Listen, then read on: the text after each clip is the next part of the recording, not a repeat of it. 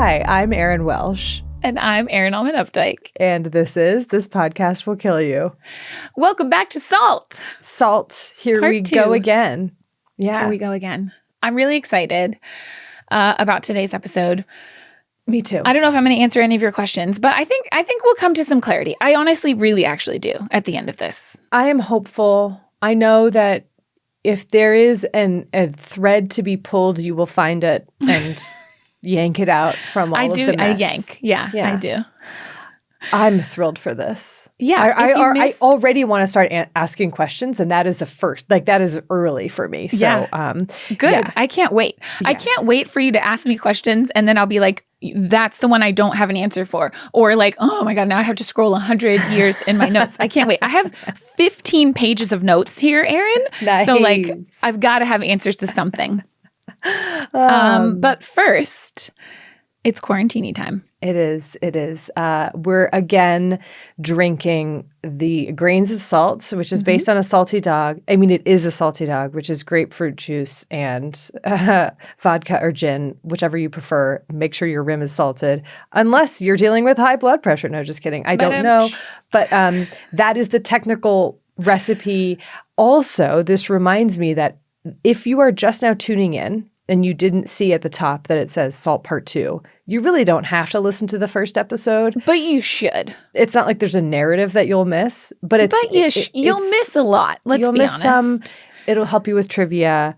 Mm-hmm. It's got some cool, It's a great episode. Do you want to learn where the term grain of salt comes from? Check it out. You got to listen to that episode. We're not going to tell you now. Yeah. Mm-hmm. Anyways, we'll post the recipe for the drink on our website, thispodcastwillkillyou.com, and our social medias, so make sure you're following us there. You find lots of other cool stuff on our website too, like transcripts and a bookshop.org affiliate account and a Goodreads list and merch and all the sources from all of these episodes. Boy, do I have a long list for this one. Bloodmobile, who does our music, contact us for him. Lots of things. Okay. Check it out. Is there any other business, or can we get straight to things? Let's do this. Oh, right yes. after Okay. this very short break.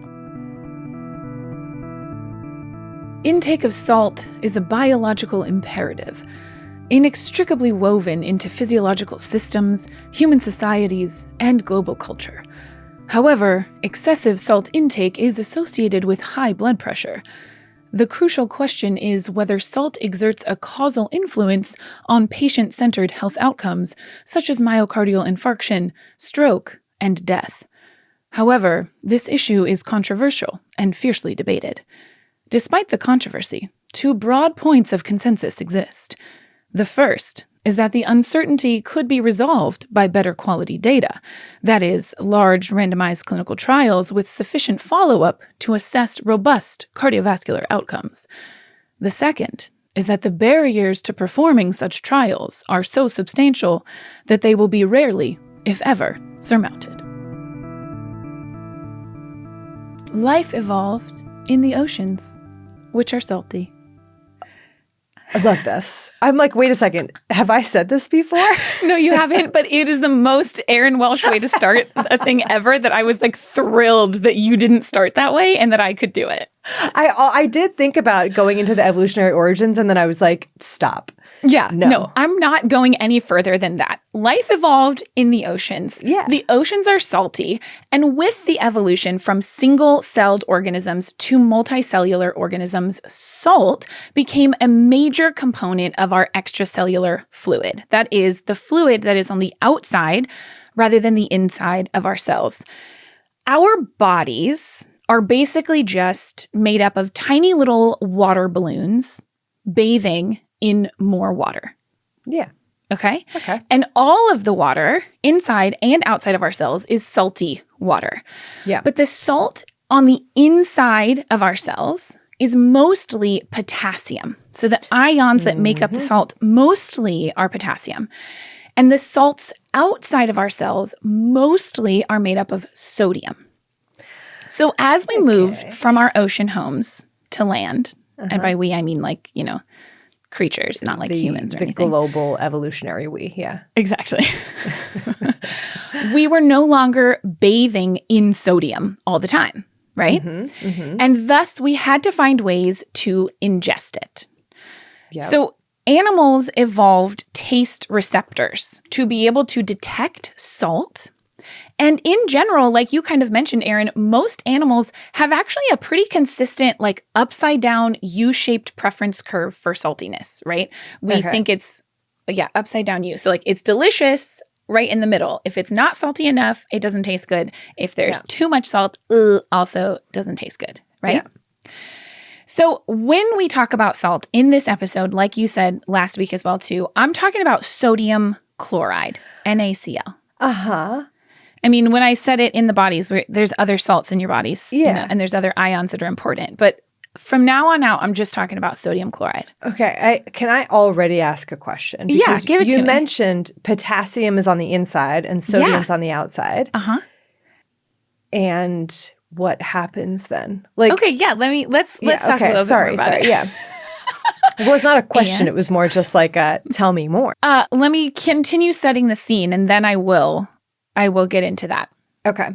Very shortly. Well, we're talking mostly about sodium chloride today. Lots of other salts exist in chemistry. Salt, like table salt, sodium chloride, is about 40% sodium. Yeah. Like by weight. So 10 grams of salt. This is important for when because like all of the dietary guidelines and things talk about sodium. Right. But then a lot of studies just talk about salt. So we can use these interchangeably. 10 grams of salt, 4 grams of sodium. Yeah. That's the equivalence there. Okay. That's what there are like online calculators that I had to use to be like, how much sodium are we? I would be like, how much salt does the average American eat? Oh, 3,200 milligrams of salt or sodium. Sodium, right. But how much salt are we eating? How much salt is that? Yeah, exactly. Also, then some studies like to use millimoles just to make them sound more smart. And you're just like, now I have to convert from millimoles to milligrams. Like, stop it. It's unnecessary. But so the questions that I want to answer today in this episode are, number one, why do we give a crap about sodium? And that's going to get at your question of like sodium, potassium. What does that mean? What does it do in our bodies? What is the problem, or is there a problem with excess sodium? And what does excess actually mean? And why is there so much debate about this? Yeah. That's going to be a big part of the episode. What I am not going to talk about is hypo and hypernatremia. That is when your blood sodium is too low or too high. I'm not going to talk about it in any great detail. If you are a medical student or resident, you're welcome for not making you listen to that. If you don't know what that means, you can watch some Dr. Glaucomflecken videos because they sum up both my knowledge and also why I have no interest in talking about those things. Are those acute stages? They can be acute or chronic. Okay. Yeah. And it's all just a mess. But you will understand why it's important when I tell you why do we have to give a crap about sodium, right? Mm-hmm. At its core, at its most important, sodium is what determines our total body fluid balance. Mm-hmm. So because it is the most abundant cation, positively charged ion, in our extracellular fluid, it is what determines how much fluid volume we actually have in our bodies. Right. And because the salt on the inside of our cell bags is mostly potassium and the salt on the outside is mostly sodium, it doesn't matter which is which as long as their concentrations are the same. Our bodies have to keep a balance of these fluids. So the concentration of particles on the inside of our cell has to match the concentration on the outside. If they don't, like if you were to dump a bunch of sodium into your bloodstream, into your extracellular fluid, then your body would have to compensate by extracting fluid from cells in order to make up for that. Right. Okay? And vice versa. The identity of sodium versus potassium doesn't necessarily matter. I imagine it does at a point. It does absolutely, but it doesn't for the purposes of just understanding that like at its core, you just have to have balance. Okay. It so happens that potassium is what exists inside of our cells and sodium primarily exists outside of our cells. And our cells do a lot of transmitting sodium and potassium back and forth through these ATP ion channels. And that is all very important. But to understand fluid balance, you need to know that potassium's on the inside and sodium's on the outside, and they got to be concentration-wise balanced, right? Yeah. Sodium is also an incredibly important cation outside of fluid balance. It's a neurotransmitter. It is essential for our muscles to be able to contract. And so it's something that our cells also use in communication with other cells. So make no mistake, we cannot exist without sodium. It's necessary for life. It is necessary for life. And the volume of our fluid in our bodies is proportional to our total body content of sodium. Right. So in order to, if you lose a bunch of volume, for example, if you're bleeding, or if you're even just peeing out way too much, or you're sweating, or you're having diarrhea, in order to replace the volume that you've lost of fluid, you have to also replace sodium. You cannot replace it with just water. It will not work. Right. We lose sodium predominantly through our kidneys. In fact, shout out to our kidneys. They are so stellar at this that they excrete about 90 to 95% of what we ingest, regardless of how much we ingest. Isn't that interesting? Wait, so, okay, but you said it's a proportion that they excrete out, or is it? 90 to 95% of what you ingest, you're going to pee out in your kidneys. So let's say, we're talking about sodium. Sodium, yeah. So let's say that you know, going back to last week's episode when the ridiculous estimate, shocking estimate of 100 grams of salt. A day. Let's say, so that's 40 grams of sodium a day. Yeah. That 90% that's excreted out, you've got a lot more salt remaining in your body than if you're... Oh, Erin, you're so right. Thank you for leading me perfectly to that. You did it all on your own. Oh my God. Yes, exactly right. Proportionally, 90 to 95% of what we ingest, regardless of what we're ingesting. Right. We're going to lose some through our GI tract via your poop. You're going to lose some via sweat, etc. Okay, but most of it's kidneys. Most of it's kidneys. And our kidneys, they do a really good job of deciding how much to kick out and how much to keep, depending on how much we eat, because it is going to be variable, right? If you're not getting enough, if you are deficient in your sodium intake, or if you've got other reasons that your body decides, hey, we need to hold on to this, your kidneys can actually keep almost all of it. They can keep almost 100% of your sodium if they need to. 2 questions. Okay. What are some of the conditions that your kidneys might keep more sodium than is necessary? And how often does someone actually not consume enough sodium in like a normal day-to-day, you know? Such great questions. How often in the year 2025 is someone not getting enough sodium? Very rare. Okay. It's very hard to not get enough sodium for most people. Yeah. If you, for example, were to lose a lot of blood or lose a lot of volume for any reason, then your blood pressure would probably drop. Then your kidneys would say, hey, we need to hold on to blood pressure. We're going to do that by holding on all of our sodium. We're not going to let any sodium go. And that's going to help. You're going to need to ingest sodium, either via like IV fluids or just eating salt in order to make up for those losses. But your kidneys are also going to react very quickly to hold on to as much as possible.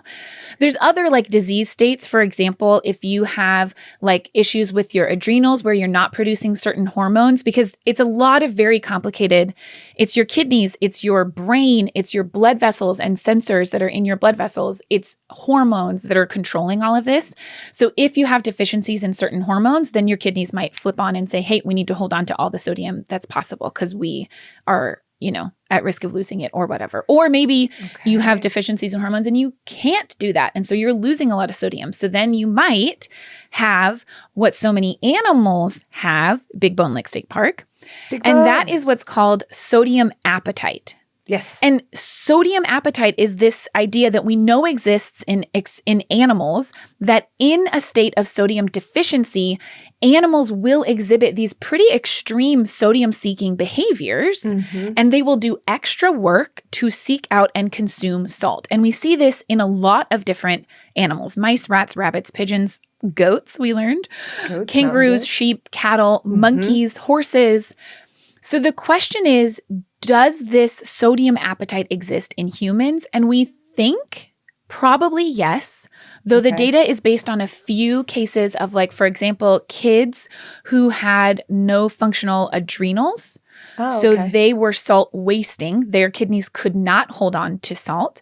And so they had an increased need for salt and exhibited these kinds of salt-seeking behaviors in the literature. These are like really old single case type studies. Yeah. So those individuals in those studies did exhibit that kind of sodium-seeking, what we would call sodium appetite. That's not the same thing as what we experience now, which is sodium preference, where we like it, so we eat it because it tastes good. That does not mean that we are sodium deficient. Right. Even though it feels sometimes like the same thing. Yeah. Sometimes I feel like I need salt. I know that Right, that's a preference. It's delicious. It is delicious. Okay, I have a question about, you said like salt appetite, this instinctual drive to find salt. And you said that they tested out in kids that lacked adrenals. Tell me why that would, what's happening there? Is their kidneys aren't holding on? Yes, exactly that. So your adrenals, they do a lot, but one of the hormones that they make is called aldosterone, which is a very important part of mediating the resorption of sodium in your kidneys. And so without being able to make that particular hormone, then you can't have a signal to tell your kidneys to hold on to sodium. And so you're basically sodium wasting. And there's other conditions as well, too. There's like genetic conditions, or there's maybe damage to the kidney. There's medications that can make you lose more sodium in your urine through your kidneys. Okay. Yeah. Okay. But a lot of it is under that hormonal control. So that's why it was in kids who had like either they didn't have adrenals or they had non-functional adrenals. I can't remember which one. Okay. But and your adrenals do a lot more than just aldosterone, but that's important for salt. And your kidneys do a lot more than just sodium too. Yes, they do. But so this all begs the question, how much sodium do we actually need? How much, Erin? This is my favorite question that I've asked myself in a while. And it is very hard to come to an actual answer on this. So you mentioned, Erin, and I'm so glad that you did in last episode, that our early hominid ancestors, their estimated amount of salt intake was about 1 gram of salt per day or less. That's 400 milligrams of sodium. Yeah. Now, there also was a study that came out in the late 80s called Intersalt. And this was one of these big observational studies that first showed a relationship, not first, because you said it was like, in the early 1900s and or 1800s, 2600 BCE, if you're talking, correct. Hard pulse that hardens.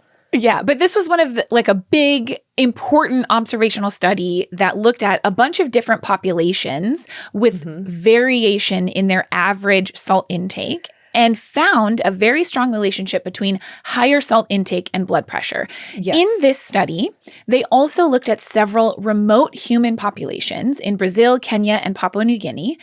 And in those populations, people, yes, had very low blood pressure, but they also had substantially lower sodium intakes compared to what we see today. 1 to 3 grams of salt on average, which is 400 milligrams to 1.2 grams of sodium per day. I mean, it would be hard, I feel like, in in the US to eat that, to select that diet, right? Listen, we'll get there. Okay. It's very hard. Okay. But this all becomes really important because, as I'm going to talk about later, there is a lot of weird debate about what our quote-unquote physiologic need actually is, okay? And we'll get into the people who are claiming things that they're claiming. But it is very clear from these early, these estimates of early hominid, we can't have exact data on that, right? But these estimates based on the sodium content of the types of foods that early hominids would be eating, plus the fact that there are, or at least in the 80s and 70s were, societies in which people were consuming very minimal amounts of salt, and they were living, surviving, maybe thriving, I don't know, but their bodies were functioning just fine. So physiologically, most estimates say we need at a minimum about 500 milligrams of sodium a day in order to continue our bodily functionings, to keep up with losses from our kidneys, from our sweat, from our GI tract. And that's going to vary based on how much you're sweating, how much you're pooping, and how great your kidneys are at retaining sodium. What about potassium? Great question. Potassium is incredibly important and actually plays a huge role in this sodium, blood pressure, etc. debate. Yeah. And I didn't write down the exact, like what the RDA, the recommended amount of potassium that you get is. So I don't know the exact numbers of that, but potassium is absolutely essential to consume every day as well.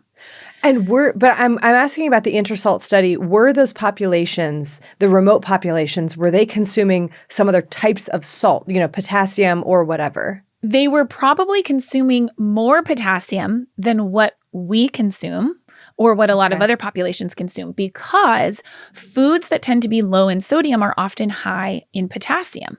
That's very interesting. Because whole foods are very high, like fruits, vegetables, these kinds of things tend to be very high in potassium. Okay, we'll get there.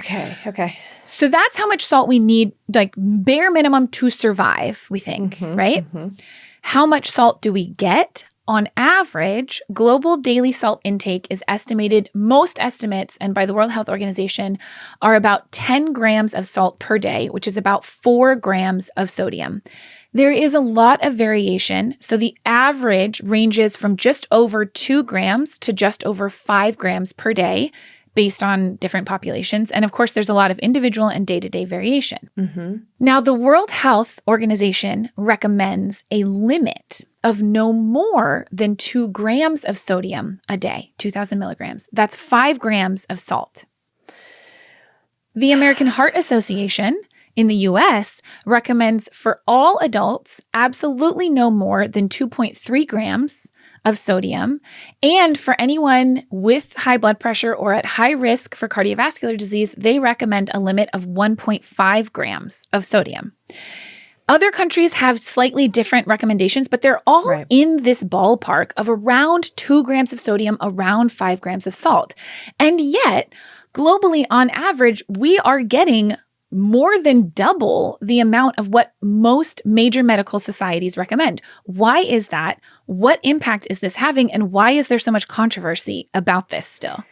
This is so fascinating because I think the question being, how much salt do we need? Yes. Versus how much salt is too much, I feel like is really different. Those are two entirely different questions. They are. And I also want to understand how we arrived at this number, these recommended numbers, which have been revised down over the past 50 years. Yes, they have been revised down. To me, most of the data that has led to the revising down of these numbers is based on blood pressure. Because there is honestly very little at this point controversy left about the data that pretty clearly shows that a reduction in salt intake from that about 4 grams of sodium, which is our average, reduction from that reduces blood pressure, especially on a population level. And in most studies, it reduces it to what would be considered a clinically relevant degree. So like about the same amount that you would see if you were starting someone on an antihypertensive medication at a low dose, right? So not quite as good as blood pressure medicine, but at a population level, you're going to be reducing blood pressure by reducing sodium intake from that current average of about 4 grams. The exact amount that you're going to get is going to vary study to study. There's a lot of individual variation. Not every person gets the same degree of benefit, but across the board, studies don't argue that lower sodium diets, both interventional studies and observational studies, agree that a reduction in sodium intake and lower sodium diets reduce blood pressure. Now, blood pressure is one of the major risk factors for cardiovascular disease, including heart attack, heart failure, stroke, and death from cardiovascular disease. High blood pressure is one of the major risk factors. So the biggest risk of diets that are high in sodium is an increased risk of cardiovascular disease. And this is where so much of this controversy lies. Is now the time to ask what the mechanism is between sodium intake and blood pressure? That now is a great time, Erin. Okay, good.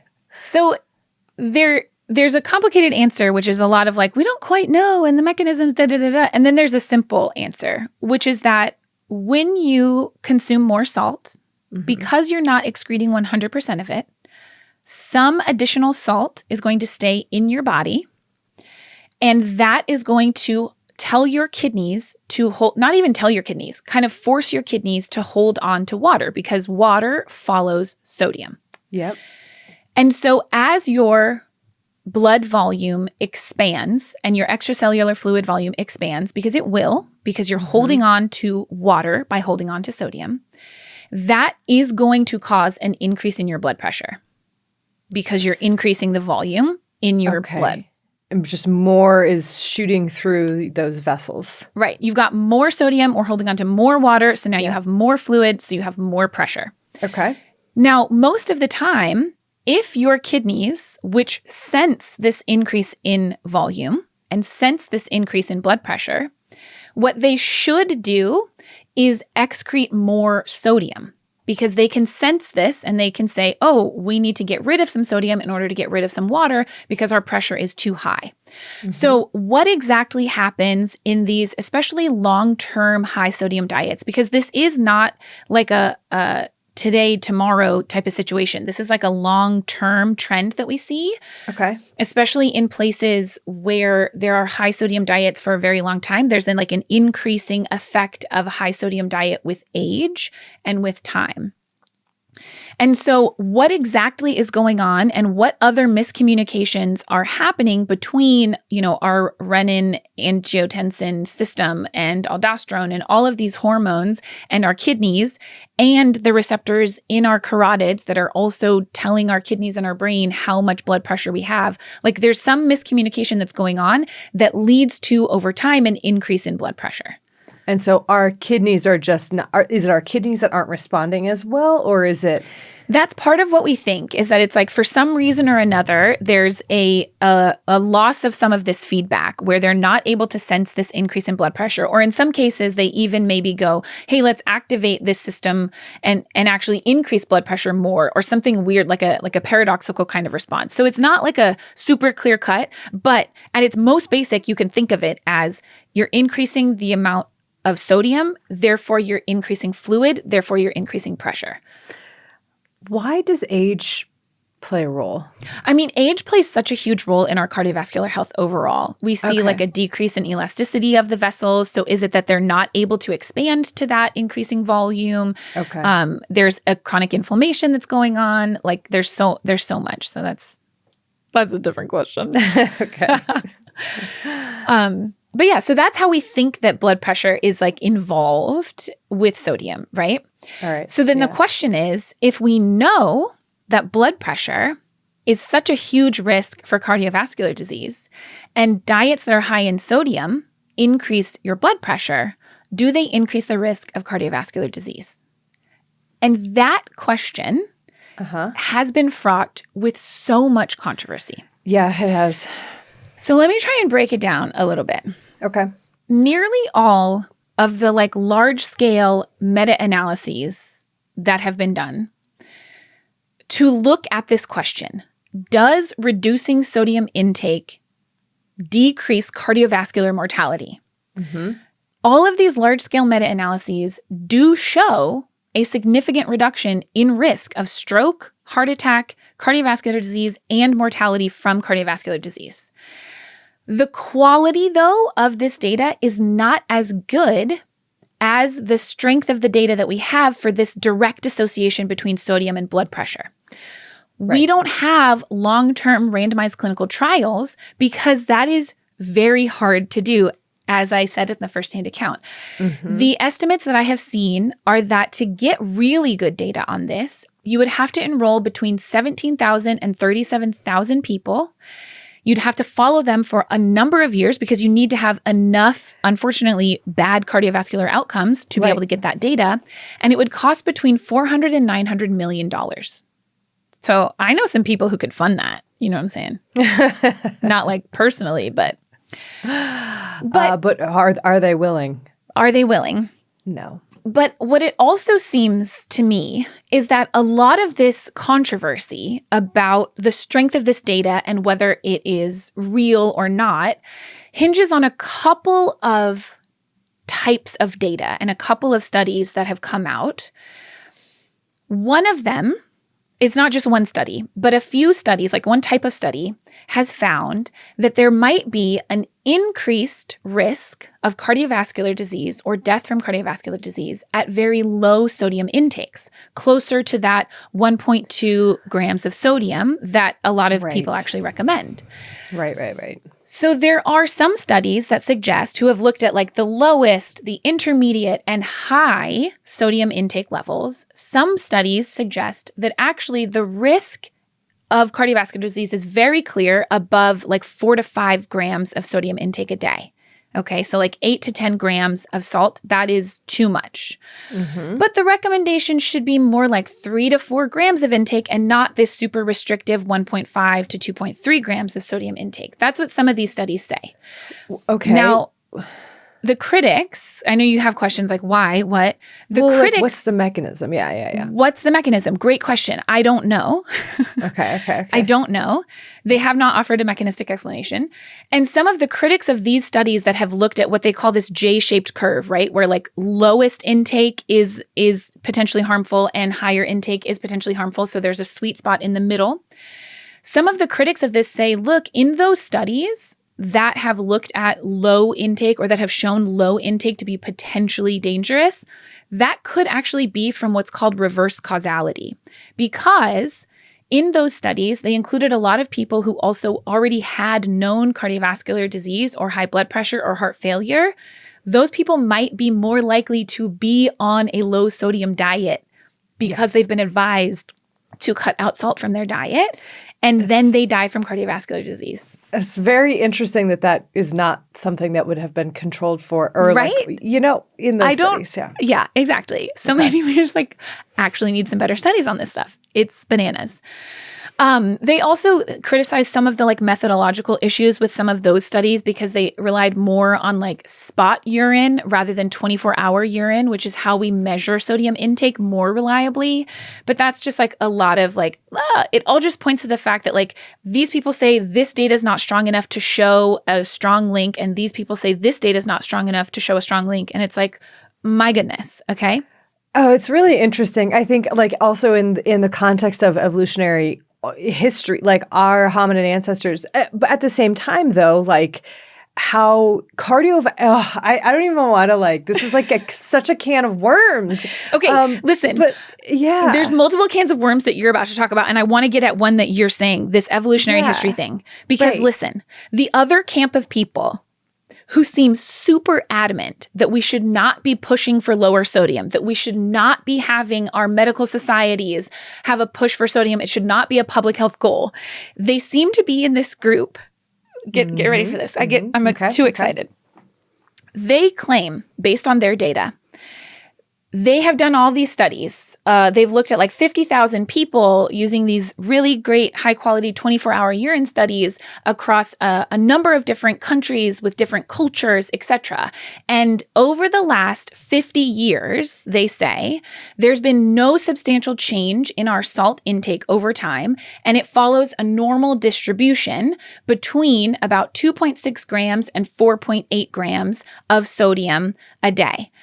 And therefore, they say, that is our physiologic need of salt, because for the last 50 years, it hasn't changed.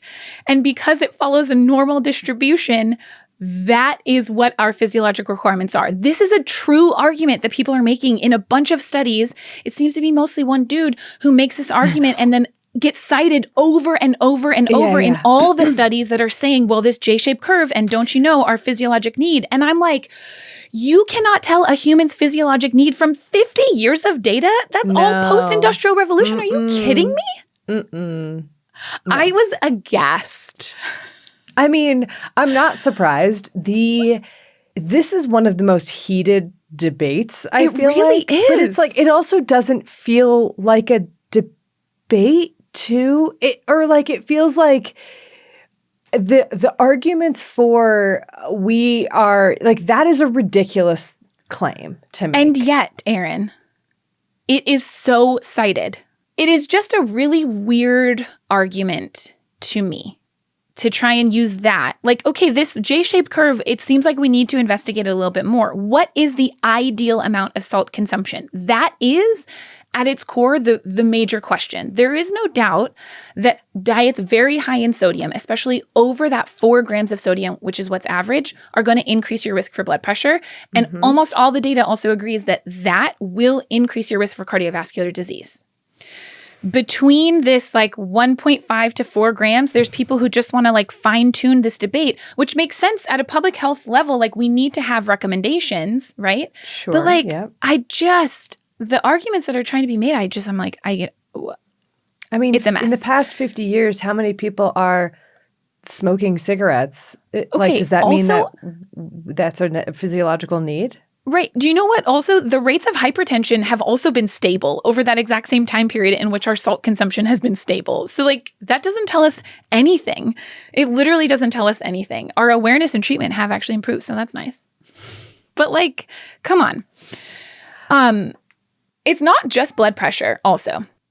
There are more and more studies and more data coming out that diets that are high in sodium are also linked to a number of other potential diseases or whole body system changes that might result in disease. We see increases in inflammation. Yeah. We see a potential for increased risk in autoimmune diseases. We see changes in the gut microbiome. And we see associations with certain cancers, especially stomach cancer. And we don't fully understand the mechanisms of these. But we know that more and more data is coming out that these exist. And so people are looking into like, what could these mechanisms be? It seems to be that there's like changes in our T cell response. There's this like pro-inflammatory state. There's an increase in smooth muscle contraction, etc. I think that's interesting too, this argument about, well, this is our physiological need. If we have less than this, then we'll die. And this is what whatever. Like that also, I think it dismisses these potential health risks as something that is not linked to salt, but because otherwise we would be eating less salt, right? Because otherwise, or we would have adapted to consume more salt somehow, the human species over the past 5,000 years. But the other thing too is that all of these chronic conditions, for the most part, like you said, there's this age component to it. Yes. And so in which case, like, it just is, it doesn't make sense. I know. There's also an argument that's like, well, we can't consume a lower sodium diet in our current society, and it would require such a societal shift that therefore we shouldn't recommend it. And I'm like, what? It's too hard to do, so we shouldn't do it. High sodium intake is also associated with an increased risk of osteoporosis and kidney stones. And we think that it's by a similar mechanism because when you are consuming more sodium, then you will have increased excretion of sodium, and calcium follows sodium the same way that water does. So there's that. Okay. And overall, the World Health Organization estimates that there are nearly 2 million. The most recent data I saw said 1.89 million excess deaths every year that are due to excessive sodium consumption. Okay, so I have some questions now. Give it to me. So like we talked about, there is variation in individual sensitivity to sodium. Yes. And the impact of sodium. What are some of the reasons for that, and how does that sort of just come out in the wash when we're talking about the levels of sodium that we're talking about? This is a really important question. So there's this phenomenon that is talked about in the literature of like salt sensitivity, so-called salt sensitivity. Right. And the thought is that maybe it's like 50% or less, or some studies say more, of people whose blood pressure specifically actually responds to an increase in dietary sodium. So they call those people salt sensitive. That is not a term that can be easily measured. There is not an agreed upon degree of salt sensitivity. How much of an increase in your blood pressure do you need to have to be considered salt sensitive? There's not a metric for that. And different studies report it out to a different degree, right? Because depending on the scenarios, you're going to see an increase or a decrease in blood pressure based on all of these things. But overall, yes, it is the case that not everyone's blood pressure is going to increase necessarily as a result of an increase in salt intake. Some people might have very low blood pressure on average, and in fact, need more salt in their diet in order to maintain their blood pressure. And they could be at risk of hypotension, having too low of blood pressure if they're not getting enough dietary sodium. What is clinical hypotension? Oh, it depends on your age, but okay. and it depends on if you're symptomatic or not. But yeah. Okay, symptomatic meaning you faint or like you could faint, you could pass out, but it kind of depends. Usually, if you're talking about like under 90s over 60s, that's pretty low. Okay. But someone who's, always quite a lot higher than that and suddenly drops, then you might consider that hypotensive. It kind of just cause depends. For concern. Okay. But yeah, so it does depend. But it is the case that not every person needs the exact amount of salt in their diet. Public health recommendations don't apply exactly to every single individual equally. If you have certain conditions, you might need to follow slightly different recommendations than what is like the World Health Organization, the CDC, the FDA, they are making recommendations for the general public. And it's estimated that over 70 to 80% of adults are consuming significantly more than 2.3 grams of sodium per day. So the advice to reduce sodium applies to most people, not to everyone, which is also why you shouldn't be taking medical advice from podcasts or Instagram content creators, because it doesn't apply to everyone. Mm-hmm. There's also another huge confounder that we haven't even talked about yet. And that is that this is true of all nutritional studies, but it's very true in all of these studies that look at blood pressure and cardiovascular disease and sodium. And that is that you cannot change only your sodium intake. Yeah. How different, the foods that you're eating. The foods that you eat will change. There is a very solid amount of data that shows an inverse relationship between potassium intake, for example, and blood pressure and cardiovascular disease. Meaning for most people, not true for everyone, because if you have kidney disease, this might not apply, but for most people, increasing your potassium intake can reduce your blood pressure and in some cases offset some of the effects of sodium. A lot of our nutrient-dense whole foods like fruits, vegetables, legumes, whole grains, these are high in potassium. Also, many of our salt substitutes, if people are going to swap out their salt that they're sprinkling or cooking with for a salt substitute, they're switching their sodium for potassium. What are some of these salt substitutes? Oh, I don't know. You just buy them at the grocery store. It's called salt substitute. Salt substitute. It's a potassium salt. Sometimes it's just like pure. What the content Sometimes they're was. pure potassium. Sometimes they're like a mixture of sodium chloride and like a potassium chloride or another potassium salt. There's been some really interesting data actually on using those. And then some of the really strong data is from like a big study in China where they took entire villages and they were like, you guys are getting a salt substitute and you guys are getting real salt. And they saw significant decreases in cardiovascular mortality and strokes and all of these things and decreases in blood pressure in the salt substitute group. But you can't quite disentangle the effects of potassium and sodium in that, right? Because they're connected. They're connected. And also, you do a salt substitute, but most people don't. Most of the dietary salt that we consume is not from salt that we sprinkle on foods. It's from the salt that's in the foods. In the US, that's absolutely true. In this part of China where they were doing it, most of their sodium actually does come from discretionary sources. So that's why it's an interesting study in that case. But yes, you're right. For us, for most people in the US, in Canada, in Europe, our sodium consumption is mostly coming from things that are not the salt shaker on our table. I think most estimates are like 15% or something of our sodium intake comes from adding salt to our foods. Yeah. Most of it comes from the fact that every single food that comes in a package has sodium added to it. Yeah. Yeah. And so there is something to be said for the fact that all of the trials that have looked at long-term sodium trends do not find that people are able to reliably stick to low sodium diets. Usually less than 10% of people in these studies can stick to these limits of less than 2 grams or so. I do not buy the argument that this is physiologically driven at like an evolutionary level. Right. This is a reflection of our food systems and the fact that it is very difficult even when you're trying to avoid sodium. But that doesn't mean it's not an important conversation, right? Right. Because if you're recommending 1,500 milligrams of sodium and it's impossible to do that in our grocery stores, you're setting people up for failure. So that's a problem too. Yeah. And it's also like more time consuming, more expensive often. Exactly. Like it's hard. Yeah.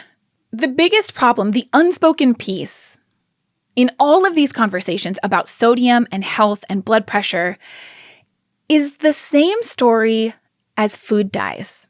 Yeah. This is one about food dyes. Single piece of our food system, Erin. Yeah. Yeah. But there's some really interesting data that there's these long-term studies that have been done on Japanese Americans living in Hawaii and Japanese people living in Japan. And they look at cardiovascular disease and blood pressure and all of these rates.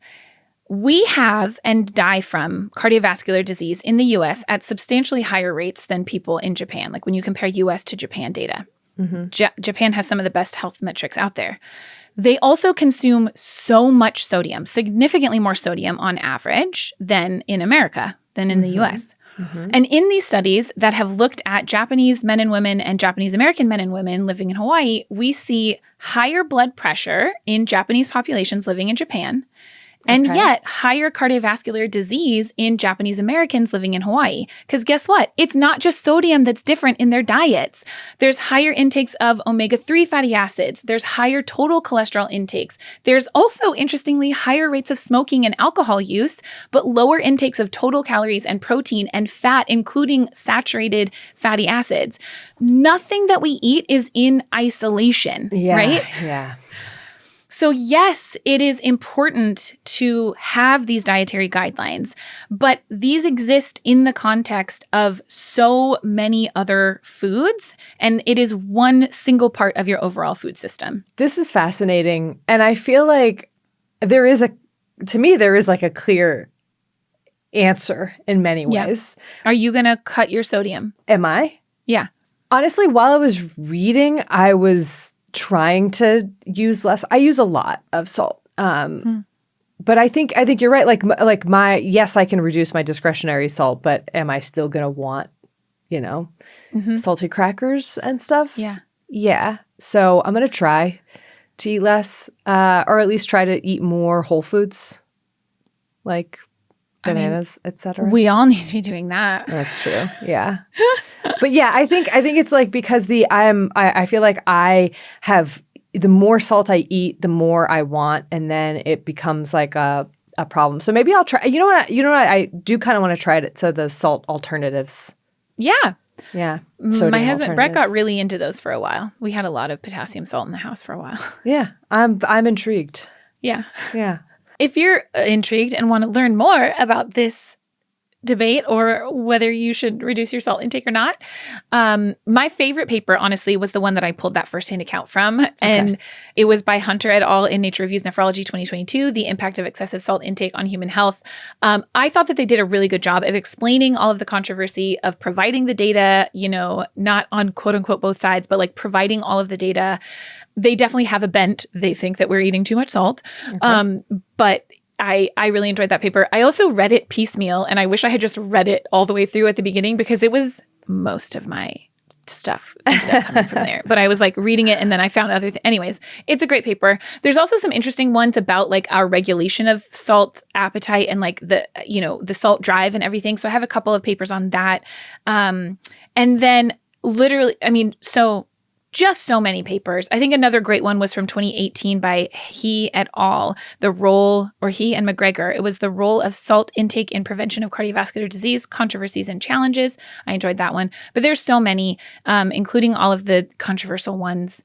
You can find them on our website, thispodcastwillkillyou.com, under the episodes tab. Thank you to Bloodmobile for providing the music for this episode and all of our episodes. Thank you to Liana and Tom and Pete and Brent and Jessica and everyone else at Exactly Right for making all of this possible. Thank you. And thank you to you, listeners. Hope you liked these episodes. Let us know what you think. Yeah. I'm very curious. Yeah. How much sodium do you eat? You don't have to tell me that. You don't. There's no judgment here. And a special shout out, as always, to our patrons. Thank you so much for your support. It means the world to us.